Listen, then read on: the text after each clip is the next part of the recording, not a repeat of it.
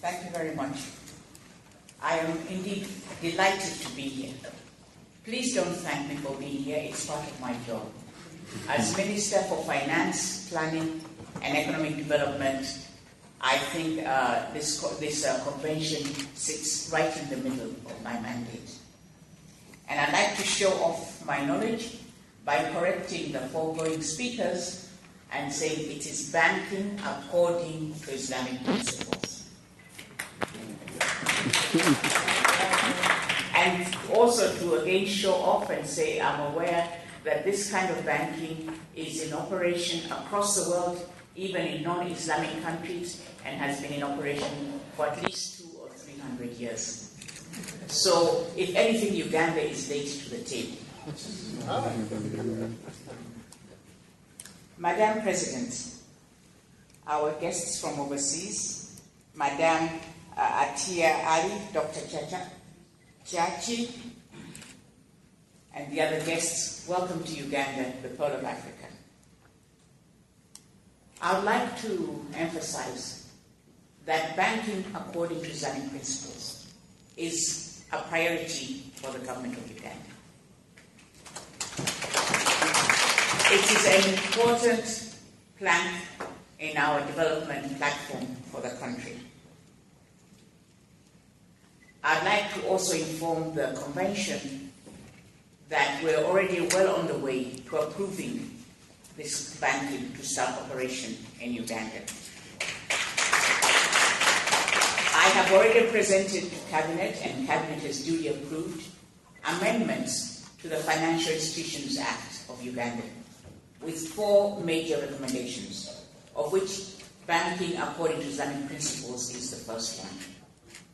For us to provide the regulatory framework for banking, for this banking to operate.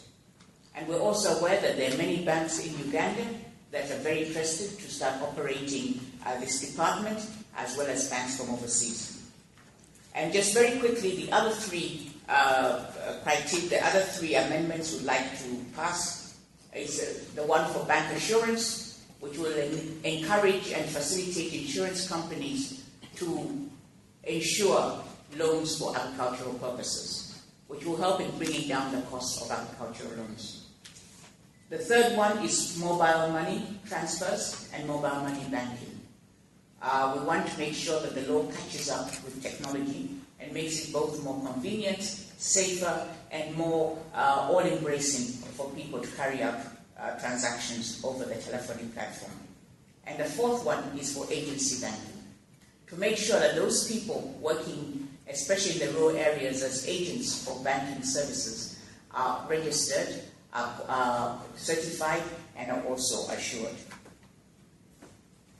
So in a way, I'd like to say that the government, that the Cabinet has done its part. The amendments bill is now in Parliament with the first Parliamentary Council. So I'd encourage the members here, you're all very powerful as members of the private sector, to lobby your MPs.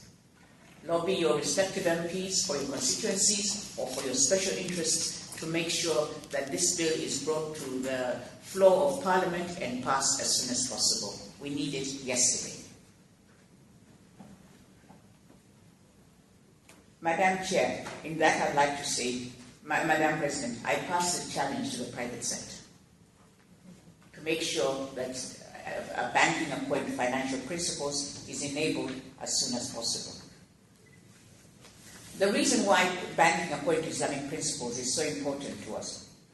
In the past, the financial sector in Uganda has had a plethora of challenges, of very high interest rates leading to default in loan payments, borrowers who are not properly schooled in financial procedures, and eventual loss of properties to banks for recovery, and the destruction of people's hopes and dreams. The Islamic banking and finance, or the principles thereof, will therefore be greatly welcome to the business community here in Uganda. Because as Madam Ali has said, the difference between conventional banking and banking according to financial principles points out that the banks and the entrepreneur are partners. I think that is the most important criteria. for better or for worse, as they say in other forms of partnership. And this will encourage that the loans, the applications are thoroughly appraised, the loans are carefully crafted, and that there will be after-sale service. The banks will follow up with the entrepreneurs to make sure that everything is going okay and not just turn up on the last day of the month to collect the installment.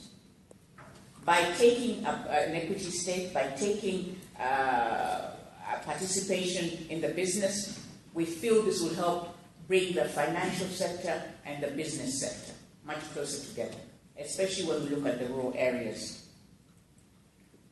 It also will help us to inculcate the principles of not just PPP, but PPPP, public-private producer partnerships.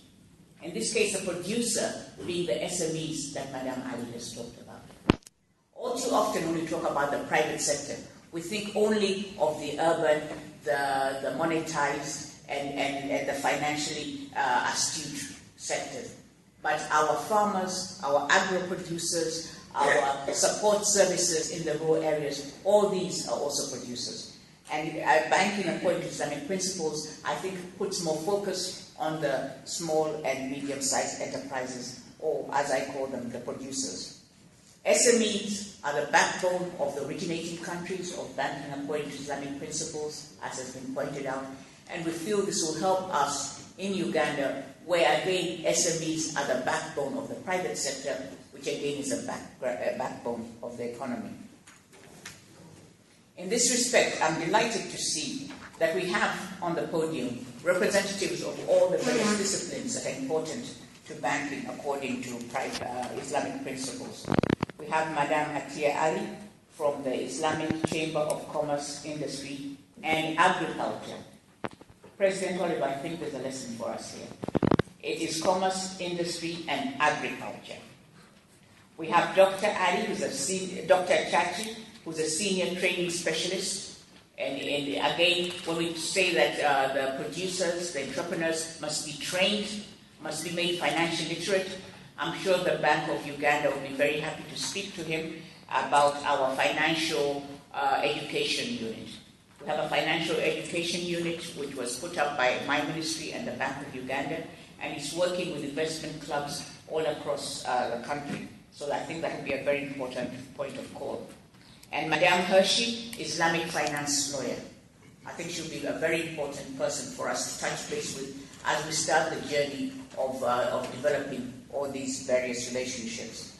And of course, our own Mr. Juma Sami, the Managing Director of DFCU Bank, which I think will be one of the forerunners in Islamic banking according to Islamic principles, since they're already very heavily committed to agricultural lending. But I'd like to also welcome all the other banks, all the other non-bank financial institutions that are here today. I'd like to see us work much more closely with the producer the producers of the country, as represented here and outside this room. And with those few comments, and very conscious of my layman status when it comes to talking about banking according to Islamic principles, I'd like to once again welcome everybody, both our visitors from abroad and people who come from just across the street. Welcome. I admire your commitment to this purpose, and I wish you very fruitful deliberations.